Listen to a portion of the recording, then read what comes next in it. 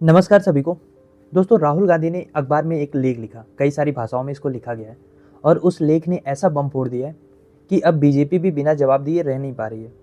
दरअसल राहुल गांधी का कहना यह है कि महाराष्ट्र के विधानसभा चुनाव में बीजेपी ने मैच फिक्सिंग किया था, तो हम उनके आरोपों को, बीजेपी के जवाब को और पूरे मामले को आसान भाषा में और एहतियात से समझते हैं। पहले बात शुरू करते हैं राहुल गांधी के लेख। देखो, उनके लेख का शीर्षक है मैच फिक्सिंग महाराष्ट्र। वो कहते हैं कि वोटर लिस्ट से लेकर सीसीटीवी फुटेज, जो टूल्स लोकतंत्र को मजबूत करने के लिए होते हैं, उनको अलमारी में बंद कर दिया गया है।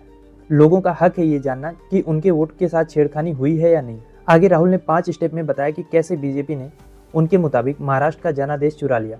सबसे पहला स्टेप है अंपायर को फिक्स करना। राहुल का कहना है कि बीजेपी ने चुनाव आयोग में अपने लोग बैठाए हैं। पहले मुख्य चुनाव आयुक्त चुनने में चीफ जस्टिस ऑफ इंडिया शामिल होते थे। अब सरकार ने ये नियम बदल दिया और अब इसमें पीएम होता है, एक केंद्रीय मंत्री होता है और विपक्ष का नेता होता है, यानी 2 वर्सेस 1 का खेल होता है। और जब इससे पहले केंद्रीय मंत्री की जगह चीफ जस्टिस हुआ करते थे, तो ज़्यादा निष्पक्ष फैसला लिया जाता, क्योंकि किसी एक के पास अपनी बात मनवाने की मेजॉरिटी नहीं होती थी। अब राहुल इसको कहते हैं कि इससे अंपायर उनके हक में हो गया। राहुल गांधी दूसरा स्टेप बताते हैं कि फर्जी वोटर जोड़ना। अब राहुल गांधी का दावा है कि वोटर लिस्ट में फर्जीवाड़ा हुआ, क्योंकि 2019 में महाराष्ट्र में 8.98 करोड़ वोटर थे, यानी लगभग 9 करोड़, और 2024 के लोकसभा चुनाव में ये बढ़कर हो गए 9.29 करोड़। लेकिन सिर्फ 5 महीने बाद जब विधानसभा का चुनाव हुआ, तो ये वोटर बढ़ के हो गए 9.70 करोड़, यानी 5 साल में जहां 31 लाख वोटर बढ़े थे, वहीं 5 महीने में 41 लाख वोटर बढ़ गए। अब राहुल गांधी पूछ रहे हैं कि इतने वोटर अचानक आए कहां से। तीसरा स्टेप है वोटर टर्नआउट बढ़ाना। राहुल कहते हैं कि बीजेपी ने फर्जी वोटर लिस्ट के आधार पर वोटर टर्नआउट भी बढ़ा दिया है। 2009, 2014, 2019 में जो प्रोविजनल और फाइनल टर्नआउट है, उसमें 0.1 से लेके 1% का अंतर होता था। यानी चुनाव आयोग जो तत्काल टर्नआउट बताता था और जो फाइनल टर्नआउट आता था, उसमें ज़्यादा से ज़्यादा 1% का अंतर होता था। लेकिन 2024 में प्रोविजनल टर्नआउट 58% के आसपास था और फाइनल टर्नआउट 66% हो गया, यानी लगभग 8% बढ़ गया, जो 76 लाख वोट्स के बराबर है। अब राहुल गांधी सवाल करते हैं कि इतना बड़ा अंतर कैसे हो गया।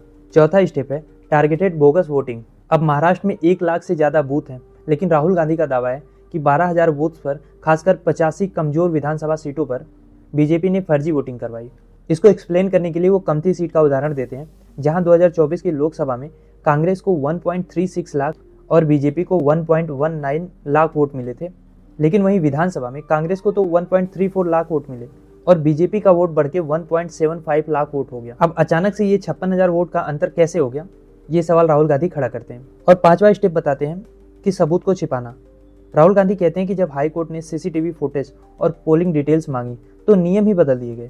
1961 के इलेक्शन रूल्स में बदलाव कर सीसीटीवी फुटेज शेयर करने से बचा गया। तो अगर सब कुछ ठीक था, सब कुछ फेयर था, तो सबूत क्यों छिपाए जा रहे हैं। अब राहुल गांधी के आरोपों को बीजेपी ऐसे तो जाने नहीं देती। बीजेपी ने भी इसका जवाब दिया। बीजेपी कह रही है कि ये जनता का विश्वास है, ना कि कोई धांधली। और वो ये भी कह रही है कि लोकसभा और विधानसभा के नतीजे अलग आना कोई नई बात नहीं है, पहले भी ऐसा हो चुका है। 2018 में राजस्थान, मध्य प्रदेश, छत्तीसगढ़ में कांग्रेस चुनाव जीती, लेकिन 2019 की लोकसभा में हार गई। अब एक सवाल ये भी उठ रहा है कि राहुल गांधी ये मुद्दा क्यों उठा रहे हैं। कुछ का मानना है कि वो बिहार चुनाव के लिए पिच तैयार कर रहे हैं, क्योंकि 2020 में आरजेडी ने बिहार में बहुत नैरो मार्जिन से हारने के बाद ऐसे ही आरोप लगाए थे। अब क्या राहुल गांधी बिहार में हार की स्थिति में यही तर्क देंगे, या फिर ये सवाल वाकई में गंभीर है, जिसकी निष्पक्ष जांच होनी चाहिए। हालांकि ये बात सच है कि महाराष्ट्र में लोकसभा और विधानसभा के चुनाव के नतीजों ने सबको हैरान किया था। और मेरा सवाल भी आपसे यही है कि क्या राहुल गांधी के आरोपों में आपको दम लग रहा है, या ये सिर्फ हार का बहाना ढूंढने की कोशिश कर रहे हैं। कमेंट बॉक्स में अपनी राय बताइए।